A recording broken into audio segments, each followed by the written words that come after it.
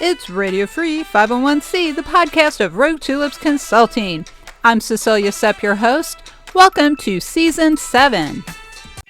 Hey, we're back this week with another returning guest. It's my friend, Cathy Lada. She's a brilliant marketer, and she's here to talk with us about member-adjacent industries. And where do you even start with that topic? It's Monday, September 15th, 2025. Welcome to episode 298. Hey everybody, it's Monday, September 15th. Like you, I can't believe the month's half over already, but we're careening into fall. But we have a really great topic this week to take your mind off the fact that the seasons are already changing. This is Radio Free 501c. I'm your host, Sept, and I'm so glad you're here with me this week. And we have a returning guest, Cathy Lada. We're on a little micro trend this fall as we're bringing back some returning guests after a year of a lot of first-time guests.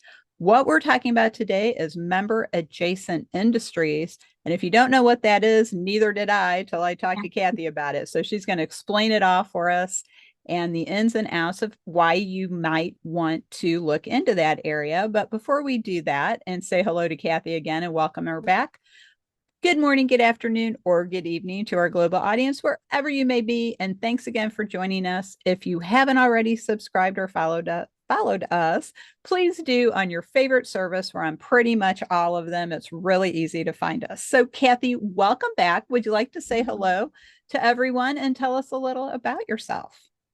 Sure, absolutely. First of all, thank you, Cecilia, for having me back. I love talking with you. I think you always ask some really great questions and you've got interesting topics on your show. So I'm honored that you would think to have me on it. A little bit about me. I am the Chief Marketing and Membership Officer for the American Alliance of Orthopedic Executives. I have been in marketing and nonprofits about 20 years. So I've kind of done little bits of everything throughout the marketing food chain, if you will. So I'm super excited too about membership topics. That is part of my current role, a very strong part of my current role, and that's really the focus of today. And a little bit of marketing thrown in because I can't resist throwing in some marketing. That's right. Well, I know because that's really what you seem to love the most. I know you and I talk about that quite a lot. You've been on the show Mhm. talking about marketing, and I Yeah. love having you on the show because I also enjoy talking with you. It's really fun because as we were talking about as we were prepping for this episode, we both get really excited about what we do. So we just like love that positive energy. And you always Mhm. bring up such really interesting things that I don't always think about, and some of them I've never really heard about. Now, I've heard about member adjacent industries, probably from talking Mhm. to you, but wasn't really sure what they are. So, can you explain what that means for the people who are listening or watching? Yeah, so we're going to talk about serving member adjacent industries, and I have four examples for you. So one of them, I used to work for the Global Cold Chain Alliance in marketing, of course. They were horizontally integrated. So cold chain warehouses, carriers, and controlled environment builders. They actually all started out as individual membership and trade associations, but then they merged under one umbrella, and it was an evolutionary process for them to serve those three markets sort of more holistically instead of in silos. But now they're at that point where they're doing that. So that's one example is horizontally integrated. So those are adjacent industries serving the same market, but in different ways. So that was the warehouses, the carriers, which are the trucks and the trains, and then the environment builders. And then actually I met people from this association while I was at GCCA, the International Fresh Produce Association. They serve flowers and groceries, but they also serve the entire fresh produce and floral supply chain. So that's vertically integrated. They're serving all the sort of producer markets before they hit their flowers and groceries sales. And then there's one that you can have just simply related, subject matter related professions like MGMA in the medical space. They serve all medical facilities, serve the business side of medical facilities, not the clinical side. And then sometimes associations have vendors as members too. And I would consider that to be a member adjacent industry. So those are just four examples of how you might look at who else could potentially belong to your association. There's pros and cons to each of those, which we can dive into, but those are the four examples that I would share with you. Those are great examples, and I would never think of vendors as a member adjacent industry. I think that's really Yeah, opening a door for people. Yeah, it's a different way of thinking of your vendor community for sure. While we don't allow vendors to be members at AAOE, we do have a very strong, close relationship, and we have what we call peer review members that we evaluate on many different levels before they're approved. And then the Industry Relations Advisory Board, which our CEO, Adi Kiwawa, set up for us. And we have a very close relationship with them, and they help advise us on things that are related to vendors and sponsors. So we're not quite there yet, but some associations it might be more appropriate than others. Some people want separation of church and state, if you will. So there's definitely pros and cons to doing it. We're not doing it ourselves, but in thinking broadly about a member adjacent industry, I think that that's a valid place to look. Yeah, I think it makes a lot of sense. I've always been leaning toward inclusion rather than Mhm. exclusion. I think our vendors usually are part of our outer edges, maybe, of the industries that we're Sure. serving or professions. So I think including them as much as possible is a good idea and treating them Mhm. well, not just Yeah. inviting them in and taking their money and then saying, yeah, whatever, F off, Sure. we don't care about you. Some groups do that, Exactly. unfortunately. I can't say F off because I'm not saying the whole bad word. So I can't. Okay. Oh, but well, I have to be careful, or I have to put the expletive mark on my Spotify when I post the episode. So we don't want that. Oh, That's that's only funny. happened once, and that was some West using the F word right in the middle of a episode. So Oh my gosh. yeah, so we try to avoid that as much as possible. But getting back getting back to our topic of member adjacent industries. Yes. So I think this is really something though in a world with so much noise and so much Hmm. segments and factionalization in a lot of ways, fragmentation is probably a better word. I see a lot Yeah. of fragmentation just in the association and nonprofit community overall, association specifically, nonprofit overall, because we have Hmm. multiple versions of different groups. Yeah. For example, healthcare, which is AAOE, serves the business side of healthcare practices. Hmm. In healthcare itself, there's so many different groups serving one specialty. So I used Hmm. to work at the American Academy of Otolaryngology, head and neck surgery, very Hmm. long name. And each one of those had their own group. Like there was Hmm. a laryngology group, there was an otology group, there was a did I say laryngology already? Yeah. So and I don't think the head and neck surgeons had their own group, but they were probably the only one. They also used to serve eye, Hmm. and the eye people broke away. So it was really funny. The logo at the time, it was a person's head, but no eye was on the head because they didn't serve the eye people anymore. That seems a little It's like odd. a little harsh, right? But like rhinology has their Hmm. own association, and of course, Hmm. the nose was part of that. Right. So you have just right there in one association, potentially Hmm. 3 to 4 different Yeah. groups right there. And you Hmm. could make the argument they're not member adjacent because they're part of the same overall specialty. But I think when you get into Hmm. that subspecialty area, you start Hmm. having to consider it that way because it's not the overall Yeah. practitioner. So why would you even look into serving all of these other member adjacent groups? Yeah, that's a great question. So I think there's a lot of reasons, and I'll name a couple of them that I've had experience with anyway. So one is that you're trying to move the needle on advocacy issues. That was definitely a big issue at GCCA, where we had our own in-house advocacy public policy VP. And you need more voices, or you need a diversity of voices because your needs are so similar. So you're just trying to have a bigger footprint in Washington. So that would be one good reason. Another one would be flat membership growth, and that could be due to a lot of different reasons. But if you're experiencing year over year flat membership growth, then it might be time to look at another adjacent industry.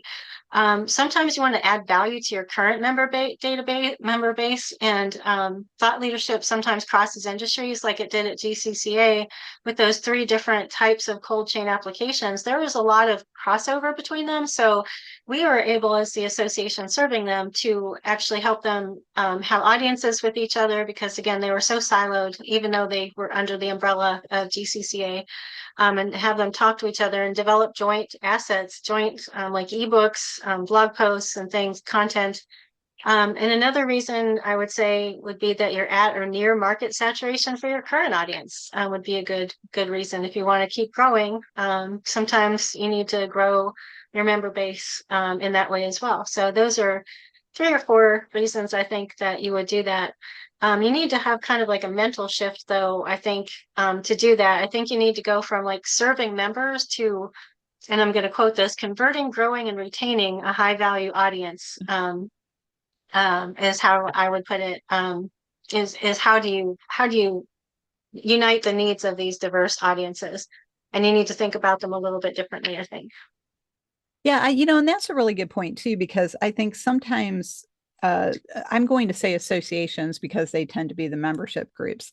I think they Hmm. kind of overextend sometimes into these other groups without Hmm. thinking about, do we really have something of value for them? And I Sure. think a good example is when associations reach out and say we're going to have an international membership when they don't really Hmm. have anything for the international members. They just want to give them Right. access to the member part of the website and take their money, which is not a really good attitude. So I think you're right. Measuring that value, finding that from what you're already offering and what do they have in common with each other, that they Hmm. might want to be in the same room together, because you don't want Right. to have a bunch of member segments that don't want to be in the same room together, nor should Hmm. have member segments that are not allowed in the room, which I think bringing Yeah. it back to considering vendors as member adjacent, Yeah. a lot of times we keep them out of the room, and as they have Hmm.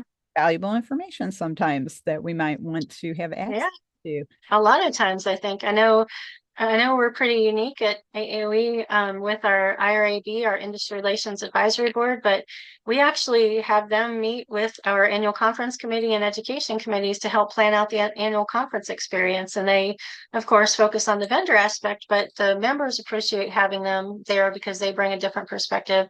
And the vendors truly appreciate having a room, an audience with orthopedic practice leaders, to say, these are their needs and this is how we're serving them and this is how we could do better. So there's a lot of cross pollination of ideas, and things like that, but it's not the full membership. And again, these are not members, but they are part of a special inside group, if you will, of trusted partners.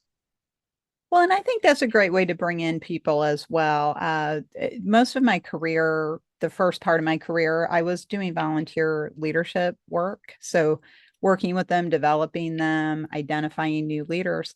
And a great way to keep people involved when they, I guess, go up and out. They've done everything they can do, every position they could fill. They've done Mhm. some service in, and then how do you keep those people involved? You can create a council or a circle Mhm. and invite them, Yeah. and works equally well for vendors. So I love that idea. Yeah, So that was another of Addie's, our CEO's ideas to bring it in. It's been extremely helpful. So I didn't mean to interrupt. no, that's okay. I know Addie's like pretty Mhm. amazing. So it's Yeah. like anytime you want to interrupt me about Addie, feel free. Because she is like really brilliant. Um, She is. So, as are you, you're also highly intelligent and very smart. So, don't underestimate Well, yourself either thank there. you. Addie's so smart she hired you. Let's put that out there. Yeah, let's say that. Yeah. Yeah, yes, like so. Another question though. Okay, so we've talked about why you might do this and the value of doing it, Mhm. and trying to identify shared value for all these Yes. adjacent groups you might want to bring in. So, how Mhm. would you get started doing something like that? Yeah. You get started looking around and saying, who else might want to come join us? So I think the answer to that depends on the reason why you are seeking to serve one. So if it's advocacy and more voices or diversity, you're probably going to get started in a different way. And for GCCA, the work was already done for me when I joined them as a marketer, because they'd already merged the 3 associations. But at AAOE, we're looking at this in a different way, and so I'm able to start at the beginning, from scratch. So I can give you 5 basic steps to take, I guess, and before you go back to your board with a recommendation, because they've clearly gotta be involved in this decision. But we started out because our board had already indicated. that they were interested in a specific market that they wanted us to explore, but that research just hadn't been done yet. They just didn't have the staff capacity to dig into that until I came on board. But the first step is to see, and what I did was to see how many of our current and lapsed members are part of that adjacent group that we already identified. And if you haven't had them identified, let me back up a little bit. Definitely do some research. Look around at who's serving your members, or in the case of vertically or horizontally indicated um, uh, integrated industries, take a look at who's serving those other ones and see if there's a good fit, first of all. But so I'm assuming that you have one identified as where we started out. So again, I looked at our current and lapsed members to see if any of them were part of the adjacent group, and our prospective members list as well that we're nurturing. I know not all associations have a list of prospective members, but we happen to have one. And for one adjacent industry, I created a table where I listed out the various specialties that we're looking at. And then I actually had AI help me complete that, showing which current members have certain specialties. I was able to plug in all the URLs for the companies, or the companies that practices that we were trying to target, and get AI to do the heavy lifting for me. So it's taking a little time with GPT version 5, but so I might switch back to 4, but that's really helpful. So definitely use AI to help you do that. So that's step one. Step two, what is the current market size, and can you reach them too? So looking at like the Bureau of Labor Statistics, look at industry vendors who serve that market and probably have research that you don't have access to.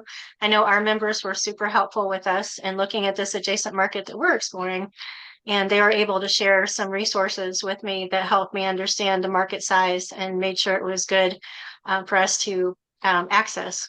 And then I looked at the projected customer acquisition cost, or CAC, to understand how much we thought it would take to reach those customers. So I did kind of a preliminary pro forma almost to understand that. Look at who else is serving them and what are the product and service gaps. And you can use AI to conduct this research as well. I just did that for a current project I'm working on, and just plugged in my prompt and said, compare X, Y, and Z of these different organizations and help me understand where the market gaps are. And with a little bit of validation, that was really helpful information.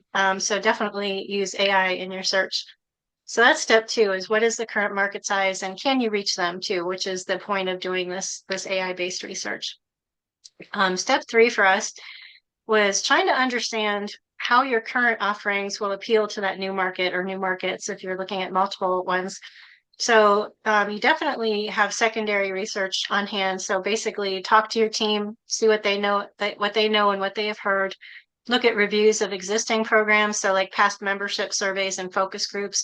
We did a lot of that, and I also ran that through ChatGPT and asked it to find themes and identify potential market offerings. And I literally had it produce for me lists of education sessions that would appeal to these markets and our market, networking opportunities and resources. And it actually helped me do that. And so now I'm vetting that by doing additional informational interviews with current members and with vendors who serve these other markets that we're looking at.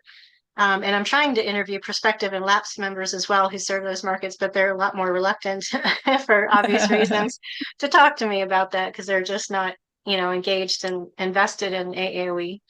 Mm-hmm. So that's the third step, is understanding if your current offerings will appeal. And then the fourth step is determining if your organization can serve those markets with the current staff or minor changes to products and services, like add-ons. Think of them in marketing terms as product line extensions, not new products, although you might have to develop new products as well. Hopefully when that membership revenue comes in, you can afford to develop additional things, and that really should be the goal of it. So we talked to other members of our leadership team to understand what they're finding and understand about staff capacity that we thought would be able to handle these additional markets with the workload. And we determined that we may need to sunset certain programs, which is not always easy to do in an association world, because you've got these sacred cows, right, that nobody wants to let go of, but they're a very small value add. So we definitely have that challenge in AAOE as well with a couple of our programs. And then you can start looking at some metrics like potential customer long-term value, CLV. and take a look at, the number of transactions, meaning how much education, resources, networking these folks will consume and what the value is to your organization. Look at the average length of that customer relationship and calculate your CLV. At that point, that is where we're going to go to the board. So that'll probably be in December with us, with our adjacent market that we're looking at, to discuss the pros and cons and our recommendation to the board.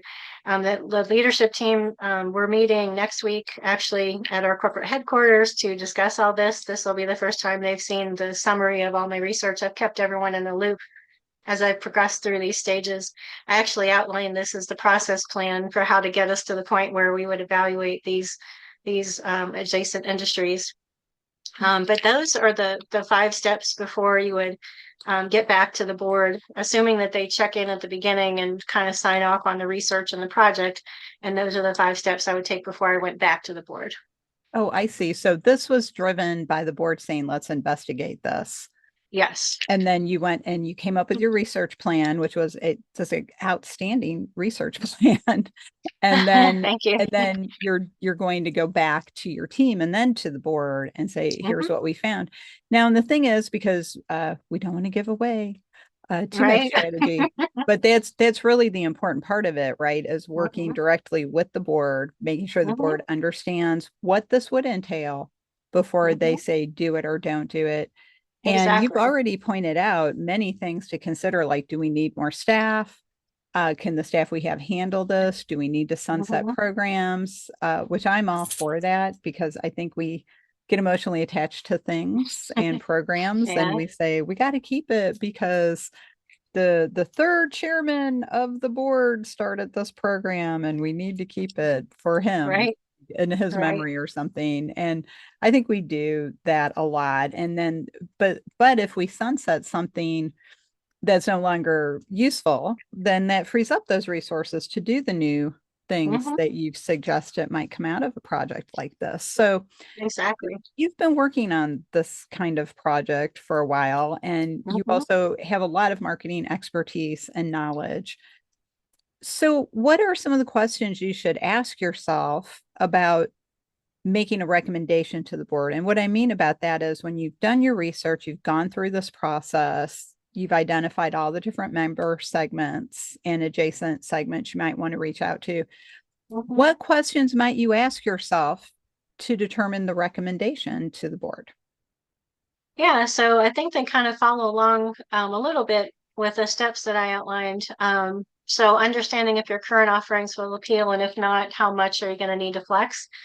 Because you may not have the expertise on staff to serve a particular adjacent market. So that's a huge consideration right there. Sometimes you do have staff that are flexible and maybe have experience in other industries or are long enough tenured in their particular specialty, like events or the education staff or like advocacy staff, that they can serve these other markets because they're just familiar with them. So definitely the current offerings, if they appeal or not, is a big one for us. And then what staff changes would we need to make to serve this new market?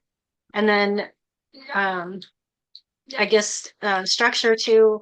Sometimes you need to add programmatic staff that someone's already managing 5 or 6 people and they can't take on another person to manage. So how do you set up that infrastructure internally to deliver the product services, which are education, networking, and resources, to do that if the current staff does not have the knowledge or is maxed out capacity wise. And as a small staff association of 10 people, those are definitely the questions that are on my mind. And I'm sure that the leadership team will come back with more.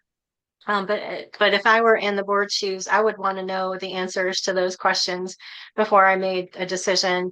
And then, of course, things like the risk factor. If you've ever done a pestle analysis, or some business schools call it a steeple analysis, but the political, economic, sociological, technological, legal, environmental, I think I got them all.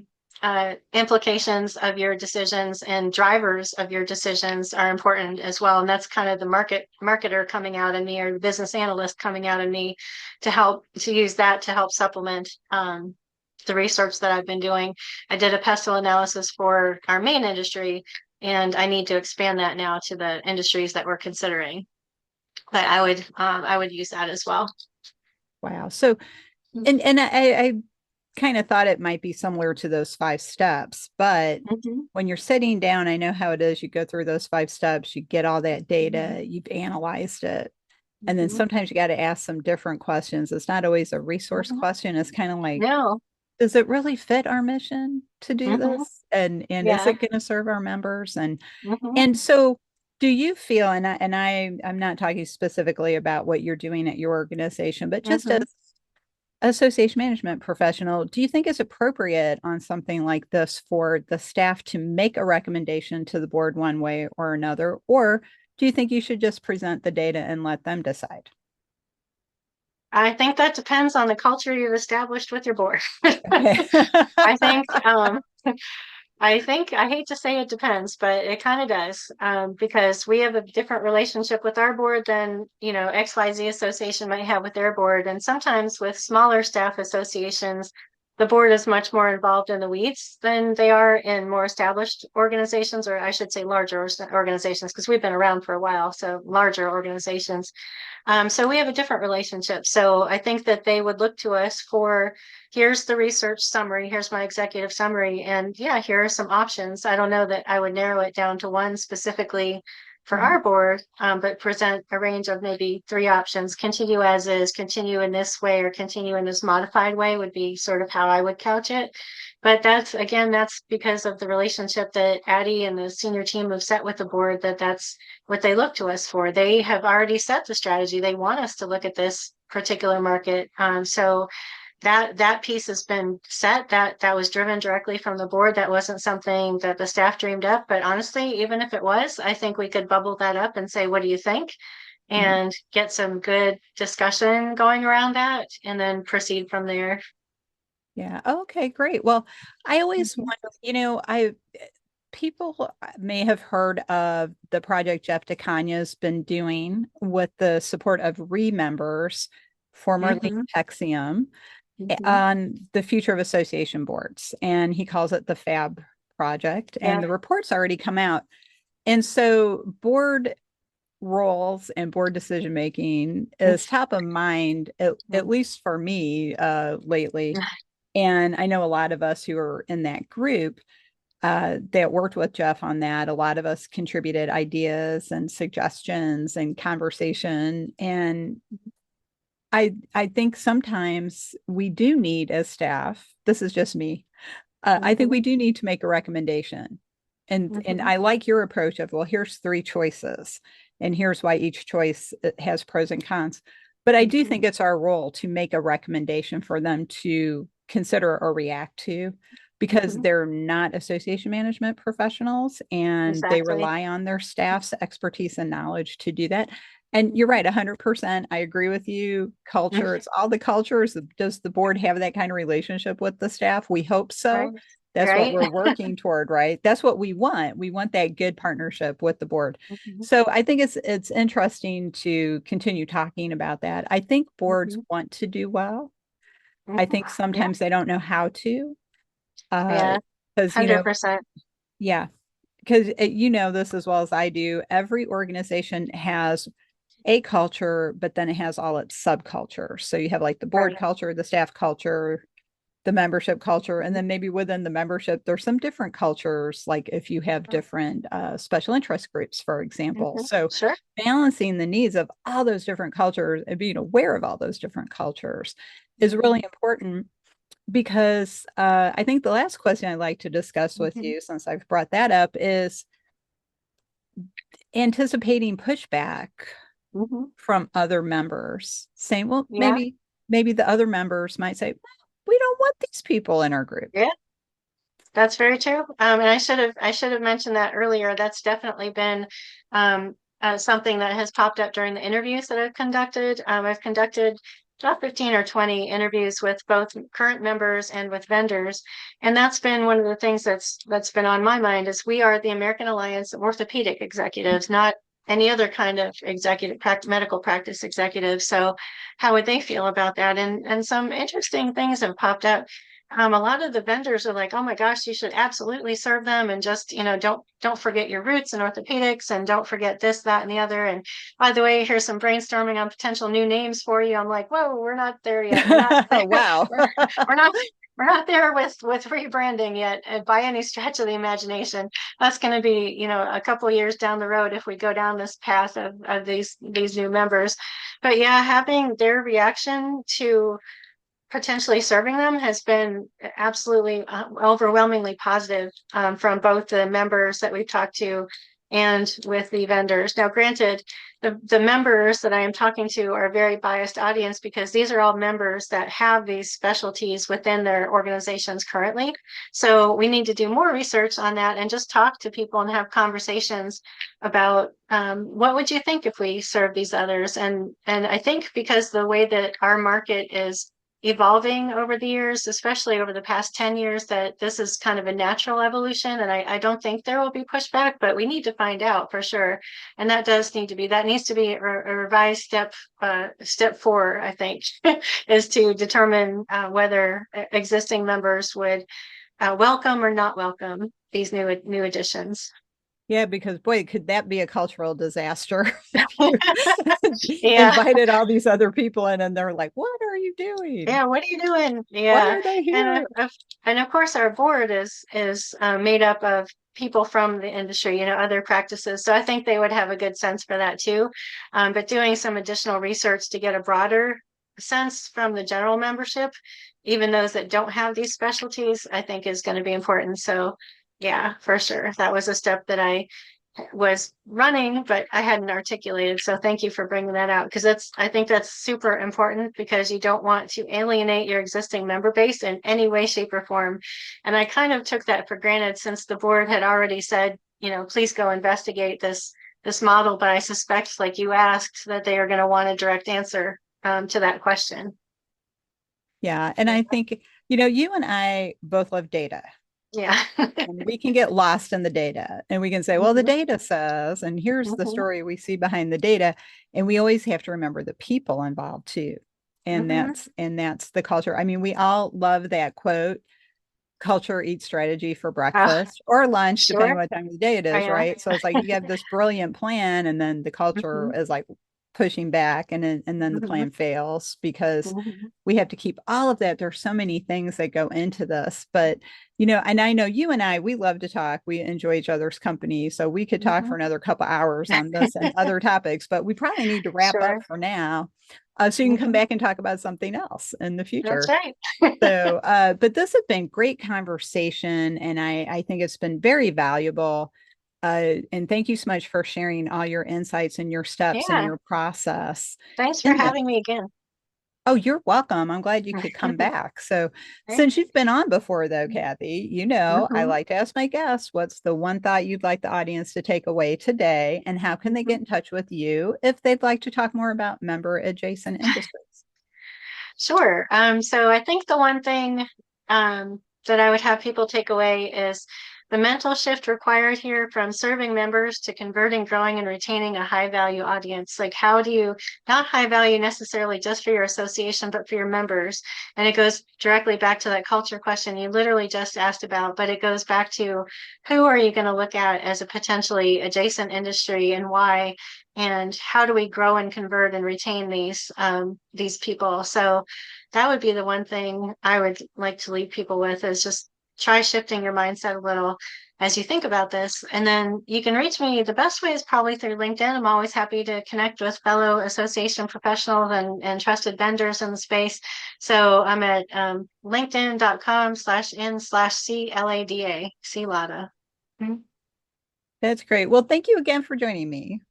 Yeah, absolutely, Cecilia. Thank you. Well, we need to go rogue for now.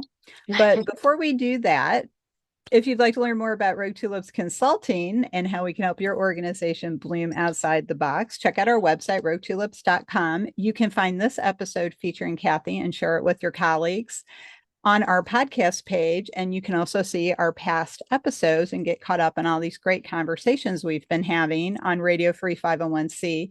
If you'd like to learn more about our services, visit our service page. Don't forget to check out our education page. We have a compressed CAE prep course this fall, starting the first week of October. So if you haven't signed up for a course yet, don't worry, we've got you covered. There's plenty of time to get ready. check that out on the education page. You can also see our schedule for the rest of the year for our ethics courses.